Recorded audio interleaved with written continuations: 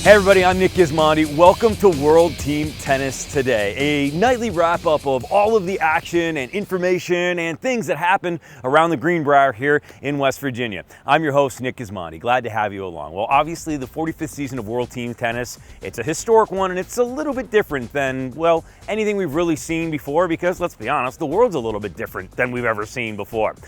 What went into figuring out us having a season, coming to the Greenbrier, and of course, all the safety protocols that we have in place to protect the fans, the staff, the broadcasters, and of course, the players? Well, the man with the answer is World Team Tennis CEO in his second year, Carlos Silva. He had a chance to catch up with my partner on the broadcast, Olivia Decker, about all of those things and more. Have a look. You had your work cut out for you this season. As plans started to come together and you had a date and a location, what did you find the sense of urgency to be from the players to get back to compete? Ladies and gentlemen, well, you know, with an expansion team, as you said, Olivia, and all of our 9 teams, I think all the players have all been itching. I mean, we've all been locked up in our homes here for the last 3 months, and I think everyone was excited to come back, get back into shape, have a goal, and that goal was to get here on July 12th, Sunday. We're live now at CBS. It's so exciting, and we're looking forward to a great season here at the Greenbrier. Well, there certainly are a couple of silver linings with this setup. No travel between the nine cities, and no one-night-only showings. Everyone is here for a full 3 weeks. How do you think that will impact team camaraderie and the quality of tennis?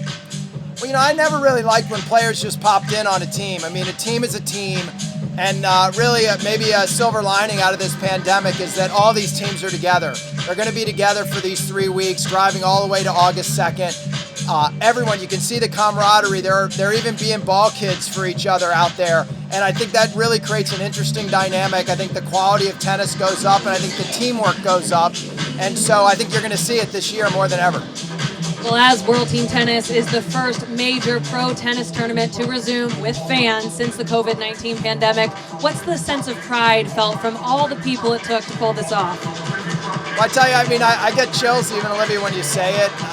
It's been a hard road to get here to July 12th. We've been counting down. You've seen our social media counting down, and yesterday was 1 day. Now it's 0 day. We're here. We've already had 2 matches today.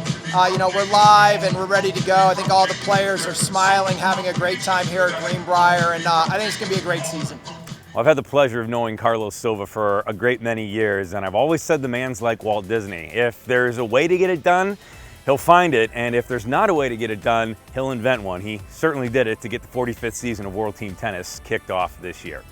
Well, the Springfield Lasers raised the King Trophy last year as the champion, and they kicked off this 45th season here at the Greenbrier against the Orlando Storm. But it was the Storm who spoiled the first match for the Lasers. They came away with a 21-18 win. Have a look at the highlights. Opening match of the Springfield Lasers and the Orlando Storm kicking off the 2020 season. Mitch Kruger taking on Tennis Sangren. Kruger, the Lasers, playing some good ball early. He was the aggressor of the two, trying to get in and volley. Sandgren, though, was playing some beautiful ball. Tennis Sangren came out of the gates hot with that one-handed backhand pass up the line. Yeah, the jump backhand, it was a deciding point, and it earns Sandgren the break. He was able to serve it out. Takes the opening set 5-3. Women's singles was next. Danielle Collins was substituted by Jessica Pegula. She was taking on Olga Gavortseva of the Lasers. Gavortseva in the near court, beaten by pace. Jessica Pegula pounding, returns deep in the court, setting up her big forehand into the corners time after time. Yeah, Jessica did a lot of things well today. Backed up her ground strokes with a couple of nice moves to the net. And then she was able to serve it out baseline and take the set 5-2. So Orlando had a 10-5 lead going to the third set. The men's doubles, Tennis Sangren and James Ward taking on Jean-Julien Roger and Robert Lindstedt. some shot making in from Sandgren, who was in the groove. Shot making won the points, but return after return in play got the job done over the course of the long set. It came down to a break at the very end. Again, Orlando took that as well. The Lasers needed something good to happen. Up to Katie McNally and Haley Carter to make it happen against Pegula and Daria Jurak. That's a good move.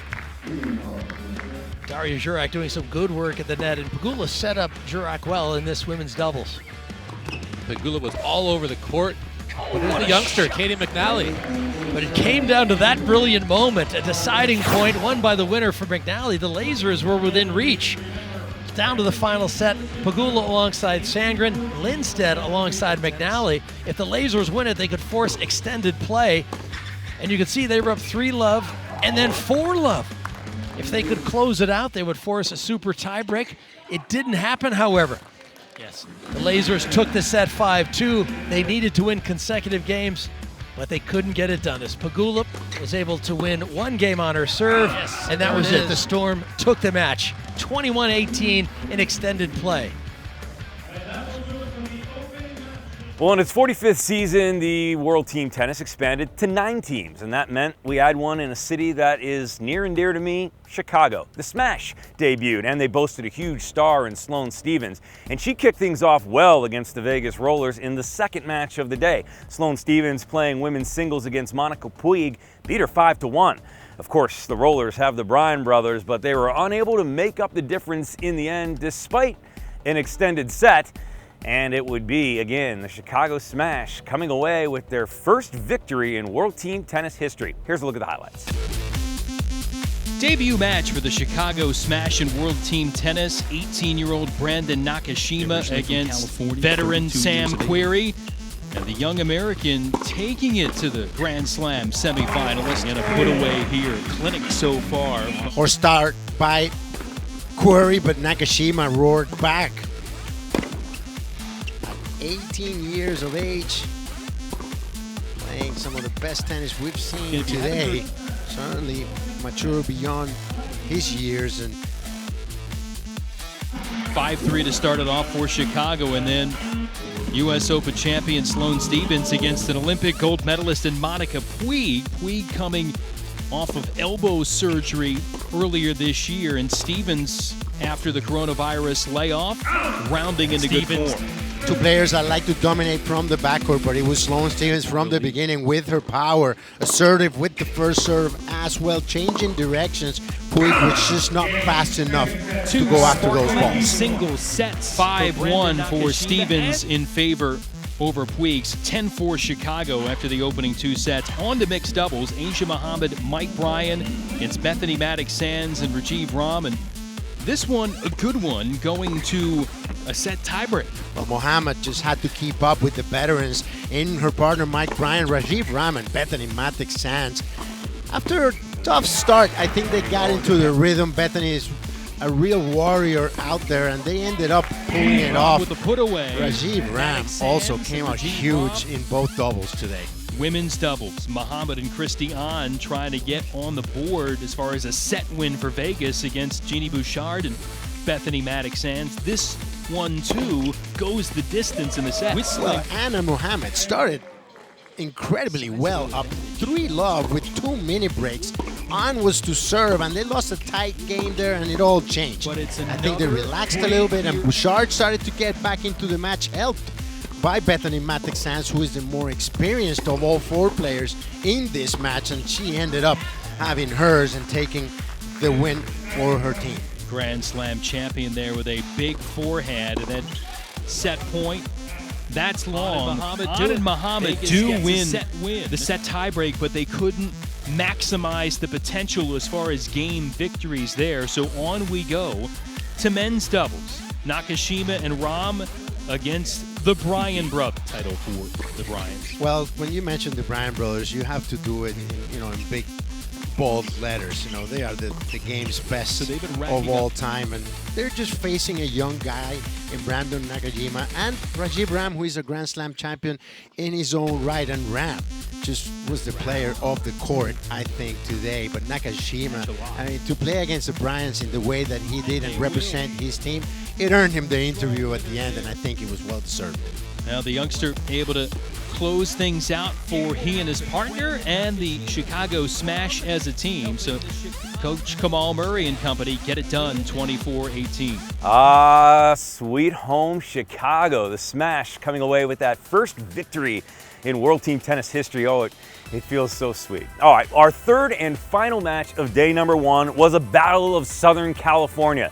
The Orange County Breakers taking on the Aviators. But it wasn't necessarily an American that got the job done. In fact, it was Johnny O'Mara playing absolutely lights out for the Aviators. And you couple that with the play of Christina McHale, and the Aviators flew past the Orange County Breakers to pick up their first win of the season. And this is how it happened. All right, the third match of the day on day 1 of this World Team Tennis season is in the books. 23-16 was the final score for the Aviators. And to start things off, they came out with men's singles. That was Ryan Harrison against Stevie Johnson. Not much separating these two, but it was Harrison that ended up edging him out in the tiebreaker. Great way to start this third match out here. The experience of Stevie Johnson against a guy that has been well inside the top 50, and Ryan Harrison. He was also the captain for this team, but a great start by Harrison, who served very well. Stevie Johnson just could not do enough at the end to close it out, and Harrison sneaks in the win, and that put his team in a good position starting off, winning that first point. In the second match, it was the women's doubles. Really nice to see Coco Vandeweghe get back out there. She's been struggling with injuries the last year or so. She looks 100% healthy, and she was really bringing the intensity. I think, you know, the doubles was very high quality. We saw some good points. Coco Vandeweghe and her energy really took over at some point. She really carried her partner, Melikar, into the win. The other team did really well. Jen Brady and Klepak, you know, had her chances, but they didn't take them. So, Aviators up 3 games going into the men's doubles, but then it's Stevie and Luke Banbridge coming through with a 5-3 victory here, and it was surprising to see because Johnny O'Mara, everything he was touching was gold, but in this case, the Breakers got the win in this set. Well, Stevie Johnson did a really good job in this particular set. He went along really well. He volleyed unbelievably in some very, very tight spots, and Banbridge, the double especially, did what he had to do. It was a fair win. And we can't say it enough, but we called it the guaranteed rate player of the match. Christina McHale, kind of a surprise sub in for singles. Now, she was in the lineup to start, but just surprised to see her out there to begin with. Jen Brady, we said it all night long, playing so well, maybe just as good as anybody. This had so much up and down, but she comes through in the end. I think Ryan Harrison had a lot to do with this. He kept McHale poised into the match when Brady took over with the forehand, and McHale really became emotional towards the end, and he could hold her off and guide her to the finish, and this was the key for the team's win. She gets 4 straight points in that tiebreaker and takes it. And then we go to the mixed doubles, right? And I'm thinking, all right, we just have a couple games separating these two teams. And then what do you know? We come out with the bagel. We got a couple substitutions, but Johnny O'Mara, oh my gosh, how good was he tonight? You just cannot say enough about this kid, the way he handles this pressure situations. He volleys keeping the ball right in front, and he did a great job. Not much Bambrick and Klepak could do on this one. And you see the frustration there on Stevie Johnson, who came in halfway through the set because O'Mara just had him under control. So 23-16 is the final score. This is just the first match of 14 matches for each team in the regular season. Taking a look at the final score here, like I said, it was the Aviators coming through in the first 2 sets. They lose the third, but then they come through a big time in the women's singles and the mixed doubles. We talked about it before, and we keep repeating it. It was McHale's win, 5-4 over Brady. That was the difference. Well, a big first win for the San Diego Aviators to open up the 45th World Team Tennis season, and a lot of that has to do with their coach, John Lloyd. He's an interesting man with an unbelievably vast experience in the tennis world, and last year in London, right before Wimbledon kicked off, I had a chance to sit down with him at a pub just across the street from those hallowed grounds. We caught up about tennis and life, and this is what he had to say. San Diego Aviators coach John Lloyd joins us. You've got to go from behind the mic to analysis to coaching and dialing your players in. Is that a tough jump for you at all? Well, it's an interesting jump. I love team tennis. To be honest, it's my favourite 3 weeks of the year. I adore it because feel like I'm such a part of it. I'm on the court and I'm with 4 players, and within those 3 weeks you get very close to them, and I always make sure when I pick my team that I have 4 players that are going to be fun on the team. I mean, my owner for WTT, Fred Luddy, always said to me, look, I'd like to have a winning team, but I want to have a team that interacts with the fans and loves what they're doing out there, and I always make sure of that. And so for me, it's fun to get out there and watch them play and try and help them a bit if I can. Because what I think with WTT, I think it's a great training ground. Apart from winning the league, I think it can help your game for the next few weeks and months afterwards. If you take it seriously and practice hard, World Team Tennis is so pressure-filled during those 3 weeks. Every point counts. You're playing for a team, which is more important than when you play for yourself. So there's more pressure. And I believe that a lot of young players, they don't realise that what a gem WTT is. And we try and get the word out. And I think players like Ryan Harrison, who gives a lot of credit to WTT when he went from, I think, 180 in the world when he played team tennis that year. Within a year, he was in the top 40. And he gave a lot of credit to WTT, and I think a lot of players should realise that it's not just about extra money and all that and competition. This is about helping your game as well. Would you like to see the league expand internationally, or play maybe some sets or some matches in the winter months? If you look at it, there are a lot of countries, as an example, Germany. They have a tremendous league there at their clubs where they hire top-class players, pros, to come and play for their clubs. So a team format in Germany, as an example, and if you had German players, obviously I think would go gangbusters. In Britain, we've had leagues going for years here where pros from Britain play the matches. So again, it's a concept that will work here. Those just 2 countries off the top of my head. Australia, I know it's a long way to go, obviously, but they love team sports. So I think it could work internationally. It's just whether it's feasible to do so. Well, believe it or not, that is going to do it for our first episode of World Team Tennis today. But guess what? We got more of these for you. We got one every day for you. So make sure you come back and check us out. And of course, follow World Team Tennis on all of our social media platforms so you can stay up to date with all of our cool features, interviews, match scores, highlights, and of course, all the news you need from the Greenbrier here in West Virginia for the World Team Tennis season. As I say goodbye to you, we get you ready for the rest of today. Here's a look at the matches we have coming up.